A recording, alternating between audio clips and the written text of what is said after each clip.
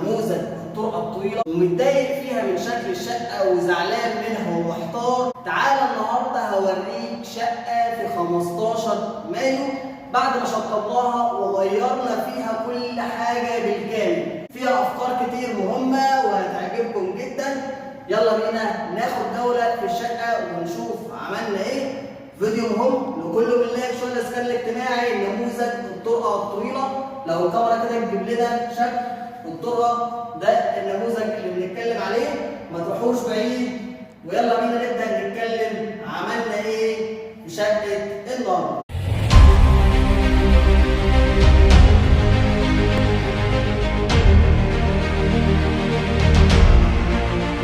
انا المهندس محمد طاهر ودي قناه تعديلات الاسكان الاجتماعي. لو بتتفرج على اليوتيوب ولو بتتفرج على الفيسبوك فاسم الصفحه بتاعتنا شركه الطاهر للتشطيب. حابب انوه عن حاجه مهمه قبل ما نبدا، ان احنا بنشطب مش اسكان اجتماعي فقط، بنشطب كل النماذج وهتشوفوا ان شاء الله على قناتنا وعلى صفحاتنا الفتره اللي جايه شويه كتير ونماذج كتير. يلا نتكلم على فيديو النهارده عشان مش عايز اطول عليكم. زي ما قلت في المقدمه ان احنا غيرنا كل حاجه في شقه الاسكان. شقه الاسكان جميله جدا ولكن لازم تتظبط صح، ولما بنعيد تشطيبها الوضع بيختلف. تعالوا نبدا كده. اولا عملنا الباب المصفح بتاعنا التركي ال 11 سم. طبعا العميل لسه مش هيسكن دلوقتي فاحنا مقفلينها علشان الاتربه. نبدا كده بالارضيات. بالنسبه لارضيات الريسبشن والطرقه، وهنا فتحنا غرفه المعيشه على الريسبشن بالشكل اللي انتم شايفينه. ارضيات هنا بورسلين 60 في 60. طبعا كسرنا سيراميك الارضيه بالكامل وركبنا البورسلين اللي انتم شايفينه. بالنسبه للالموتال فاحنا غيرنا الالموتال القديم بالموتال قطاع بي اس كبير وازاز مصنفر ضغط برغبه العميل. بالنسبه لاعمال الكهرباء عدنا توزيع الفرش وبناء عليه زودنا اعمال الكهرباء على حسب الفرش والاعمال المطلوبه. طبعا احنا هنا زي ما قلنا ان احنا فتحنا غرفه المعيشه على الريسبشن واصبحت بالشكل ده. كان هنا في باب اوضه من الطرقه اتقفل معانا وطبعا محرناه واشتغلنا شغل الدهانات بتاعنا وبقت جزء اساسي من الريسبشن. هيبقى عندي هنا في ركنه حرف ال ومعايا هنا الشاشه. طبعا عملنا تاسيس الكلام ده كله وزودنا برضه هنا مكان للتكييف. طعمنا معانا هنا بالزوج الاستانلس الذهبي اللي بتدي شكل ورونق للمكان. انتوا شايفين دلوقتي بالنسبه لشغل الدهانات والحوائط حابب اقول حاجه مهمه جدا. انت شايف شكل الشقه، عايز اقول لك ان احنا كده على البطانه. ده مستوى البطانه بتاعتنا. احنا لسه ما عملناش وشين التشطيب اللامع لان لسه العميل هينقل في الشقه بعد سنه. فانت متخيل ان ده كده مستوى البطانه بتاعنا. لسه هندي كمان وشين تشطيب قبل ما ننقل مباشره في السقف.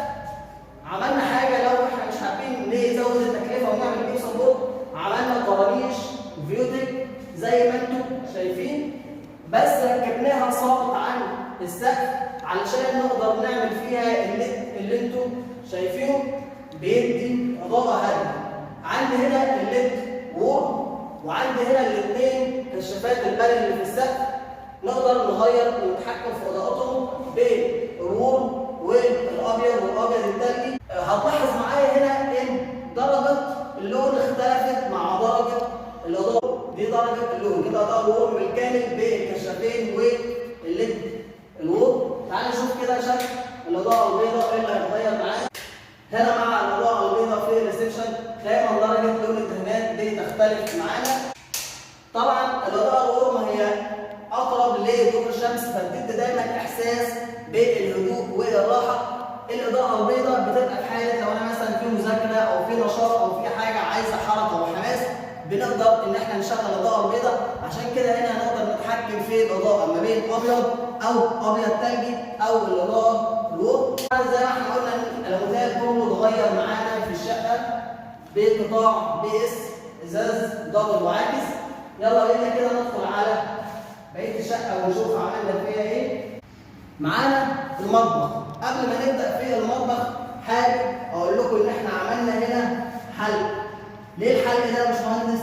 ده فاصل ما بين العلاقه ما بين السيراميك وما بين الدهانات بالشكل اللطيف اللي انتم شايفينه. افضل ما يكون هنا دهانات بيكون الشكل مش افضل حاجه، لان الجزء ده بيكون معاه دهانات، فالافضل ان احنا نجلد الحل. طبعا داخل الدار المطبخ هنا احنا وسعناها ومش هنركب عليها باب، يعني افضل حاجه للمطبخ هو اللي اتعمل ده، نوسع داخل الدار المطبخ ونكحله ونخلي شكله بالشكل اللي انتم شايفينه ده مع الحل. احنا هنا عندنا توزيع المطبخ من جديد، طبعا غيرنا شغل السباكه بالكامل لخامات الشريف وبندي شهاده الضمان للعميل. فاحنا هنا حبينا ان احنا ننقل الحوض في النص بالظبط، ومعايا هنا الفلتر، فتلاقي هنا الاثنين بتوع الحوض وصرف الحوض والفلتر. وحبينا نعمل هنا غساله اطباق، هتلاقي هنا حنفيه الغساله وصرف الغساله والكهرباء الخاصه بالغساله، وده المفتاح الخاص بالبريزه دي. يعني ايه؟ يعني انا احط الفيشه بتاعت الغساله واقدر اتحكم فيها عن طريق المفتاح ده. وطبعا زودنا شغل الكهرباء في المطبخ بالكامل، وكل علبه هنا فيها باريستين علشان دايما المطبخ بيبقى فيه اجهزه كتير ومحتاج كهرباء كتير. برضه غيرنا الالومنيوم وعملنا مكان للشفاط وعملنا بريزه الشفاط. بالنسبه للاضاءه برضه هنا عندنا نقدر نغير الاضاءه. ده بص هتشوف حتى شكل السيراميك بتاع المطبخ بيتغير من لو ابيض او ابيض ثلجي او غور لاضاءه الغور دايما بتبقى اهدى شويه. عايزين نرجع بقى نشوف كده شكل الطرقه، نرجع كده معاهم ورا شويه. بص على شكل الطرقه دي، طرقه اسكان اجتماعي. مشاء اهي جميله وطرقه جميله والدنيا لذيذه، دلعتين ذهبي مع برضه اللمبه اللي فيهم برضه نقدر نتحكم في اضاءتها من ابيض وابيض غور ومن ابيض وابيض ثلجي وغور. تعالوا بقى نشوف حاجه حلوه قوي لكل الناس بتوع الاسكان الاجتماعي اللي متضايقين. شوفوا شكل الابواب. طبعا دي البلكونه الفاصله ما بين المطبخ والحمام. معروف ان البلكونه دي بيركب لها باب الوميتال، فاحنا كشكل ديكوري وكشكل افضل لما بتعمل حاجه الوميتال في وسط الشغل بيكون شكلها مش لطيف نهائي. فحبينا ان احنا نشيل باب الالوميتال ونركبه باب خشب محترم يبقى نفس ابواب الغرف، يبقى الشكل زي ما انتم شايفين. هنفتح دلوقتي كل الابواب دي ونشوف عملنا ايه في كل غرفه وعملنا ايه في الحمام. قبل ما نبدا نفتح الابواب لازم نتكلم على الابواب شويه، ومعلش هطول عليكم بس الكلام ده مهم جدا. الابواب اللي انتم شايفينها دي مش مدهونه لا اسطر ولا دوكو ولا لاكيه. امال ايه الابواب دي؟ دي عباره عن ابواب احنا عاملينها عموله ولكن بنلزق عليها قشره. نقدر نلزق قشره ميلامين او بي في سي او اكريليك او اتش بي ال. احنا معانا القشره هنا قشره ميلامين ما بيحتاجش دهان، بيبقى الباب اشيك، التشطيب بتاعه اشيك والفينش بتاعه عالي مع الاوكر. لو تقرب كده تبص على الحلويات دي، الاوكره السوداء مع الباب عطى معانا الشكل اللطيف اللي انتم شايفينه. يلا بقى نفتح كده الابواب دي ونشوف في ايه ورا كل باب. نبدا من على يميني ونشوف عملنا ايه في البلكونه الصغيره وقدرنا نستغلها ازاي. يلا بينا نور النور ونشوف عملنا ايه. دي البلكونه الصغيره بتاعتنا، حبينا ان احنا نعملها كأوضة او مكان للغسيل. فعملنا هنا غسالة الملابس والصرف بتاعها وكمان البريزة بتاعت الغسالة، وبنروق على الشغل.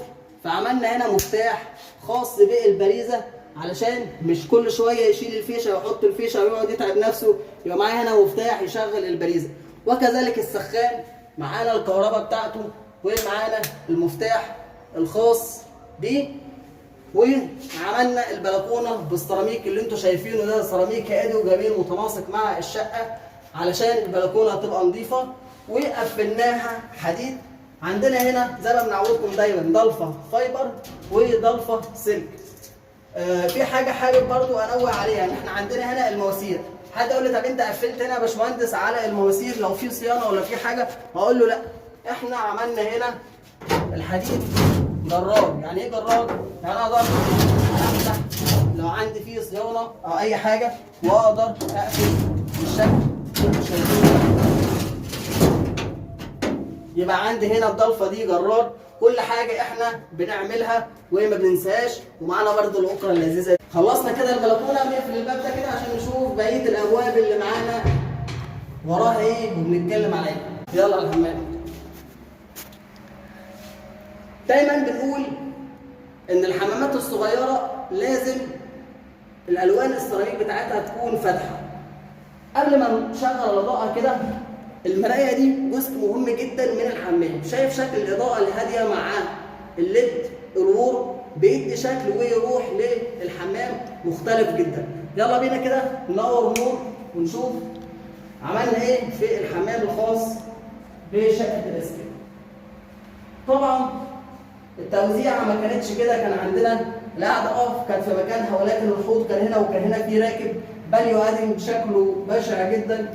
حبينا ان احنا عملنا البانيو في المكان مع الكلسه بتاعته مع السماعه التركي، والحوض قلناه في المكان ده مع مرايه ليد شيك. طبعا غيرنا السباكه بالكامل وبندي شهاده ضمان العميل مع الحوض من دروفيت، كل الشغل ده دروفيت. برضو غيرنا الالموتال وركبنا مكان الشفاط. هتلاقي هنا الحمام باللون الابيض مع الستانلس او الستيلو الفضي، فحبينا ان احنا نعمل درجه لون الالموتال تكون متناسقه معاه.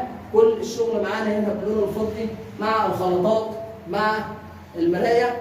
حتى لو تلاحظ معايا هتلاقي شكل الوش في الحمام مختلف عن شكل وش الكهرباء في بقيه الشغل.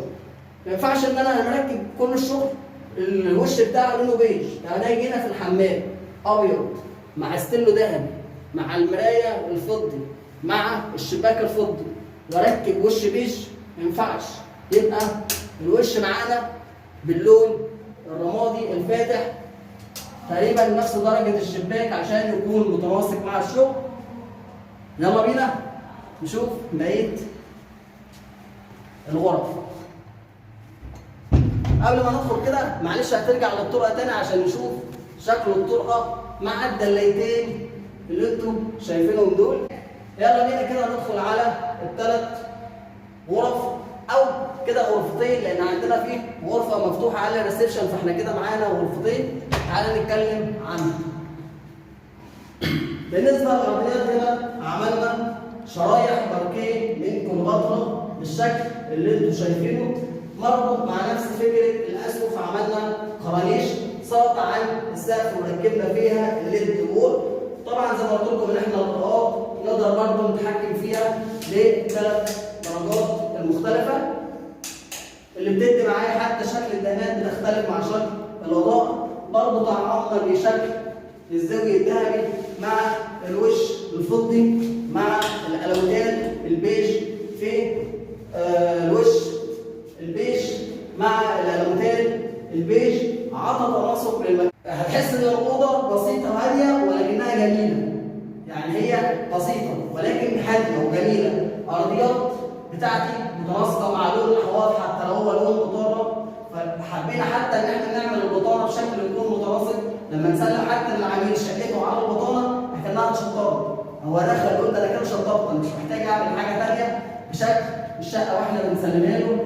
ما عندنا زي ما قلنا الوشوش البيج. وطبعا اعمال الكهرباء معانا هنا مكان الشاشه، فعملنا تكسيس الشاشه وكذلك. وده كان شكل الاوضه، حاجه بسيطه ولكنها راقيه وهاديه وجميله. تعالى نشوف الغرفه الثالثه. نفس الكلام برضه الارضيه بتاعتنا شرايح الباركيه من كليوباترا مع الكرانيش اللي ساقطه عن السقف بالليد مع الزاويه الذهبي مع الوشوش البيج. عطوا شكل الغرفه مع كمان الالوتال البيج. عطى معانا الشكل اللي انتم شايفينه. زي ما قلت قبل كده احنا في الاسكان الاجتماعي بفضل الله بنقدر نطلع الشقه زي ما انت شايف. احنا بنشتغل كل النماذج مش اسكان اجتماعي فقط. هتشوفوا معانا الفتره اللي جايه على القناه شغل في المستقبل اتشطبت بفضل الله.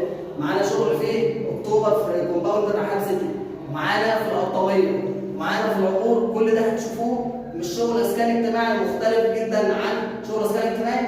فاحنا ليه؟ لان الناس بتقول لنا بتشتغلوا اسكان اجتماعي فقط. احنا بنقول لهم احنا بنشتغل كل الحاجات هتلاقوا معظم فيديوهاتنا بره الاسكان الاجتماعي موجوده على صفحتنا على الفيسبوك. هسيب لكم اللينك بتاعها اسفل الفيديو. انت معايا وصلت لحد اللحظه دي، احب اشكرك جدا. ما تنساش تدعمنا بلايك وشير لاي حد عنده شقه اسكان اجتماعي بنموذج الطرق الطويله اللي انتم شفتوه، او اي نموذج الثانيه الطرق قد دي، او شقه مش اسكان اجتماعي او فيلا اي مكان. احنا بنشتغل في كل مكان وبنشغل كل النماذج. اشوفكم في تسليمات ثانيه وفيديوهات ثانيه. معاكم مهندس محمد طاهر، تحياتي من الطاهر جروب.